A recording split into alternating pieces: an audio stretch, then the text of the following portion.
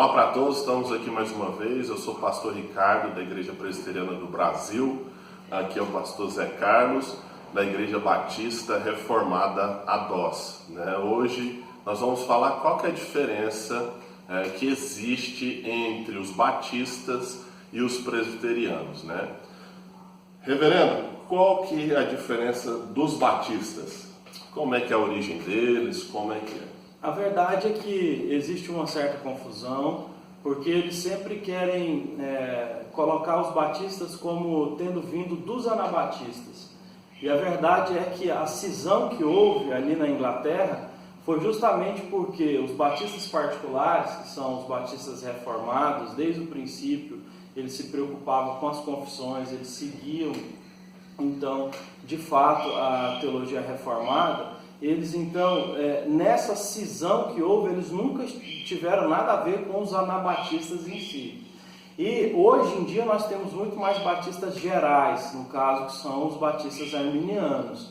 Mas a raiz dos batistas, se a gente for pegar ali desde 1634, você vai ver que os batistas particulares, os batistas que tinham fugido da perseguição, inclusive eles eram bastante ligados ao movimento puritano e tudo mais, eles então seguiam de forma bem clara e explícita o calvinismo, seguiam de forma bem clara as doutrinas da graça. Então, essa separação hoje ela é mais evidente, e os batistas gerais, eles cresceram muito mais, e eles sim vieram dos anabatistas. De todo aquele problema que houve, daquelas cisões, daquelas confusões, daquelas brigas, os batistas gerais vieram. É por isso que eles não têm muita coerência doutrinária, eles não sabem nem se definir muito bem, porque eles vieram de uma série de cismas. Enquanto os batistas particulares, os batistas reformados, eles simplesmente romperam com a perseguição contra a teologia reformada que eles seguiam. E como é que você poderia falar para nós sobre os presbiterianos, assim, a origem? Os presbiterianos, eles são praticamente um dos movimentos mais diretos do pensamento reformado de Calvino, Tanto é que, igual vocês seguem a Confissão de Londres, a gente segue a Confissão de Westminster, E a gente vê que foi uma luta grande, na época contra o arminianismo, contra o pensamento arminiano, E a gente se identifica realmente como calvinistas. Aqui no Brasil veio iniciar a presbiteriana através de Ashbel Green Simonton, Ele começou aqui o trabalho, veio dos Estados Unidos, e por incrível que pareça, ele ficou poucos anos aqui e veio a falecer, E mesmo assim ele deixou um legado imenso, Tanto é que o primeiro pastor presbiteriano do Brasil foi José Manuel da Conceição, que era um ex-padre. Dali, da história de Ashbel Green Simonton, vieram a história dos presbiterianos no Brasil. E a gente se identifica como uma igreja calvinista. Nós cremos na salvação soberana de Deus, monergista de Deus, direta de Deus, que Ele é soberano em toda a sua ordem da salvação. E o que eu posso falar mais é que os presbiterianos tiveram alguns cismas. Nós vemos, por exemplo, a Igreja Presbiteriana Independente, e hoje vemos também a Igreja Presbiteriana Conservadora, e vemos que existe também a Igreja Presbiteriana Renovada. A Igreja Presbiteriana Renovada, ela foi conduzida mais por esse movimento que veio da Rua Azusa ali, como se fosse um pentecostalismo renovado, alguma coisa assim. Um pentecostalismo presbiteriano, por aí vai. Então eles ainda creem nas doutrinas calvinistas, muitos deles, mas eles acreditam nos dons tão atuais como na Igreja de Atos, como nós vemos também na Batista Renovada e por aí vai.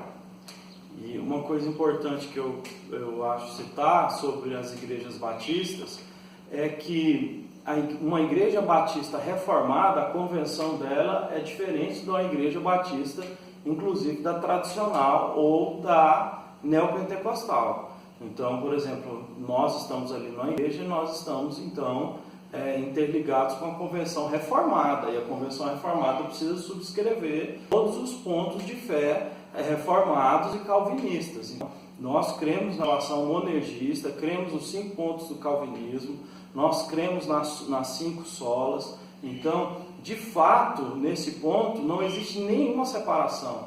O presbítero Solano Portela, presbiteriano, ele mesmo ficou abismado quando ele fez uma visita à Inglaterra e Martin Lloyd Jones ainda era vivo, e juntamente com outro também, que era batista.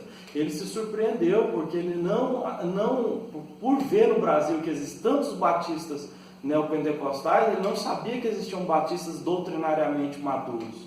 E hoje a gente já conhece, né? Nós temos o John Piper, temos muitos pastores reformados batistas, o príncipe dos pregadores Charles Spurgeon, John Bunyan, né, o autor de O Peregrino, foram pastores que vieram então desta linhagem reformada particular. Então tem uma diferença muito grande na soteriologia, na forma de administrar a igreja, na forma da pregação. As igrejas batistas reformadas, elas seguem o modelo da pregação expositiva, da doutrina do culto, da liturgia do culto.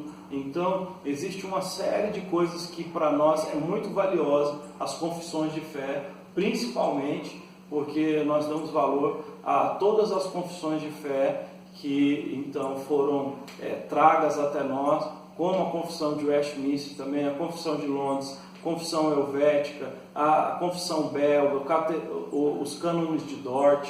São coisas que, se você falar isso dentro de uma igreja batista arminiana, com certeza eles não sabem nem dizer de onde vem. Uhum. E sobre a diferença também dos presbiterianos e batistas, nós vemos que acho que talvez a principal e talvez até única, maior assim, seja o batismo infantil e o batismo por aspersão e imersão, né? Os presbiterianos, eles batizam as crianças e batizam por aspersão, né? Então, já os batistas, né, batizam por imersão e não batizam crianças, né? Existe uma pequena diferença nesse sentido, né? Mas eu creio que talvez seja uma das poucas, né? E que nós entendemos que não é um ponto primário. Não é um ponto primário, né? Não é um ponto assim para falar, não, isso aí não tem como ter união. Não está longe disso. Na verdade, nós nos ligamos quase em tudo, né? Somente na questão do batismo. Exato. Então, acho que para a gente encerrar essa parte, aqui no Brasil tem 3 igrejas reformadas que são declaradas: a Igreja Presbiteriana do Brasil, a Igreja Congregacional e as Igrejas Batistas Reformadas. São essas 3 comunidades. Se você procura, então, uma comunidade reformada, tem essas 3, e existem hoje em dia igrejas reformadas independentes também. O meu conselho a você é que você procure uma igreja reformada por causa da doutrina, por causa da seriedade com as Escrituras.